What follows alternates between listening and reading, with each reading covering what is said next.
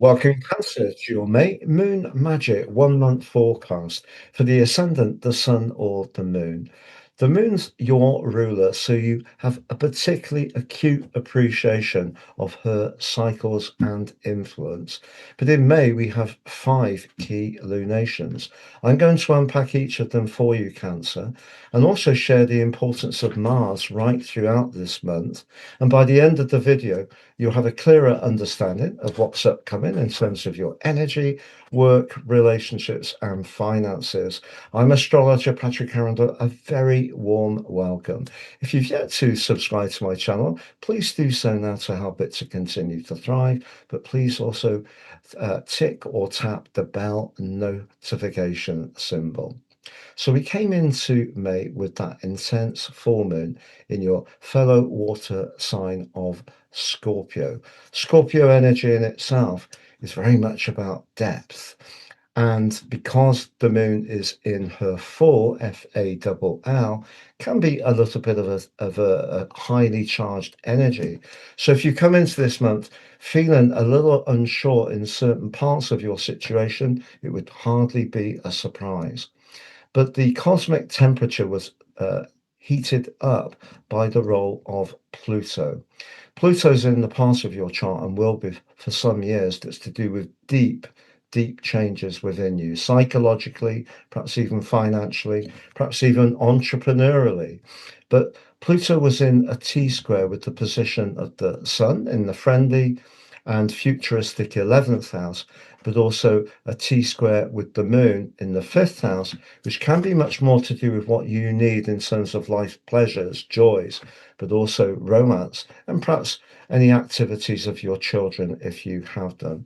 So some kind of push-pull always goes on with full moons. We're trying to get some kind of greater balance. And one of the things you may have been conscious of is managing your time, because quite a few people may want a piece of you. But what happens with Pluto is the whole key of attachment, which can come up, particularly with the signs of Taurus and Scorpio. But because Pluto, the Sun, and Scorpio, the Scorpio moon, are all in fixed signs, there may be something that you're a little bit attached to, or it may be something that somebody else is a little attached to, which could be causing not just the push pull, but also some heightened politics and intensity. And if you are experiencing something at the moment where it feels that someone's trying to leverage something, have power over you, that could feel particularly uncomfortable. But you know, Mars, the planet of passion and drive, is right at the top of your chart through to the 18th of May. And that gives you an opportunity to really be more assured and assertive in your moves. And Mars also forges a brilliant square to Jupiter in your sign. Now, squares, of course, have their challenges. This one could see you perhaps take on a little bit more than maybe is quite right for you as far as those ambitions are concerned, but it certainly can give you a lot of drive. So the big takeout to deal with Mars square Jupiter is perhaps not to promise more than you can realistically deliver on. But Mars is certainly right through this month hugely influential from the off. But what we also have at the start of the month is Venus in the 12th house, which can make you more reflective about all sorts of relationships. And of course, Venus can also be about money. That's in a very strong link with Saturn. So if you're working behind the scenes in your professional situation, perhaps with people you're very close with, and you're collaborating, building up something quietly, that can continue to progress well. I don't feel that your long-term direction will be questioned around anything that you're deeply committed and invested in. However, we know that Venus in the 12th house can be a time of deep reflection around a romantic relationship that's not working so well. So until Venus moves into your zodiac sign, which is on the 19th, you may be doing some deep thinking about what to do about one connection. That brings us through to that first quarter moon. Quarter moons are very, very powerful indeed. And this one in Aquarius echoes that Plutonic energy of deep change. But the 11th house position of the Sun particularly in this second decan of the sign of Taurus, is very much about how you think. Also, the moon, ironically, is in the second decan of Aquarius, subruled by Mercury. So I think you're going to be doing a lot of thinking from the beginning of the ninth through the following week. But how will it play out? Well, if you've got certain friendships that feel a little bit loaded with control, expectation, or demands, and perhaps you just don't have the space for them, you may be wanting to perhaps separate yourself a little bit from those demands. But that brings us through to that amazing Taurus supermoon, right at the heart of this month on the 16th. It comes just after we've had Mercury Cazimi. So your future direction could be clarified in the few days before this new moon. But what we also have is the moon in Taurus is exalted. So it's a second favorite location to be in your zodiac sign. And it's really saying to you that if you're on the right track with what you're doing, particularly with Jupiter, your exalted, which you are hosting at the moment, which is exalted in your sign, is in a lovely sextile to these guys. So whereas we had the Jupiter Mars square at the start of the month, which is high energy, but perhaps the potential for scattered energy, this suggests that things can just start to fall into place for you, which is absolutely delightful. However, Mars moving forwards from that square with Jupiter is in a delicious link to Venus. If there is somebody at work that you're attracted to, or you meet in a worldly or public situation, it could really start to cook on gas, particularly in the second half of this month. So that's a lovely aspect there. But equally, what we have is the energy of Pluto and it's linked to Neptune. So this is going to be a very long term aspect as Pluto is in retrograde. Neptune's moving forwards, gets to 4 degrees this year. So it's saying that when it comes to your work or that long term plan, particularly if you're trying to monetize something, if your soul energies are in it and you enjoy it, but also if it's creative, imaginative, or artistic, that can be something that really inspires you too. But that Taurus super new moon is generally extremely positive for you personally. Now let's take you through now to the Virgo quarter moon on the 23rd of May. Now, by now, the Sun has moved out of Taurus on the 21st. It's combined with Uranus for the first time in 77 years in a part of your chart which is to do with what we don't always see. So that can be our shadow side, it can be the subconscious. But in traditional astrology, unfortunately, the 12th house can be about those so called hidden enemies.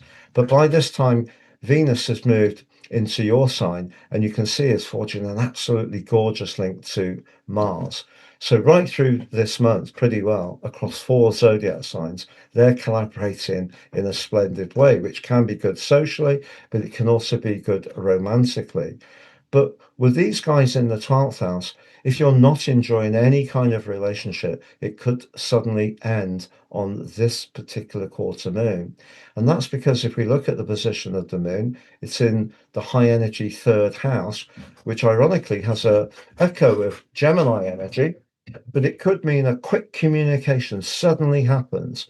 Someone shares an opinion because of the square with Uranus, which comes completely out of the blue, but it could put you back on your heels, to be truly honest, because they may tell you something you're just not expecting, and it could be deeply wounding.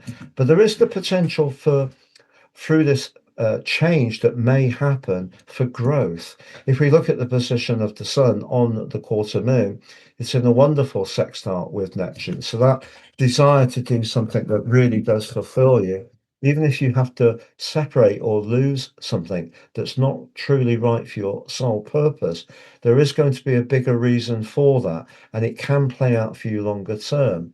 So do keep the faith, which brings us through to that final lunation of the month, the blue moon. Why do we have blue moons? They happen about every 2.7 years. If we think about how long it takes for the whole lunar cycle each month, it's just a tiny bit over 29 days. If we add all those up, 12 a year, it's more than 365 days. So we get an accumulative effect, and that creates that extra full moon once every 2.7 years. But this particular event, sees for you the moon in the free spirited Sagittarius, but very practical, the sixth house. But that sun in the 12th house in the sign of Gemini may mean that information comes in, but it may be about your work, to be honest. If you do work in an environment, or you have a job, or even your own business, where there are politics, and it's a rare workplace that doesn't have any, but if there is some active energy which is not comfortable for you, I think it can seem amplified at the end of this month. But we need to look at the role of Venus and Jupiter, because towards at the end of May, they're getting closer into a very rare conjunction, which hasn't happened for 12 years. And early in June, some seriously delicious opportunities are going to be coming your way. So if you do leave or separate yourself from something that's not working well for you on this particular blue moon, just know that there is a deeper reason. Look at the karmic Pluto in that sex, pardon me, that trine to Uranus and pretty broadly to the Sun. They're saying if something ends, it's because it has got a bigger meaning to that ending, one that can liberate you and really help you to move forwards in a more dynamic way. But as much as Mars was forging that delightful link to Venus on the quarter moon, it has for the last 10 days of this month been in a square with Pluto. And again, that's making you conscious of those politics that may have come up at the start of the month with the Scorpio flower full moon.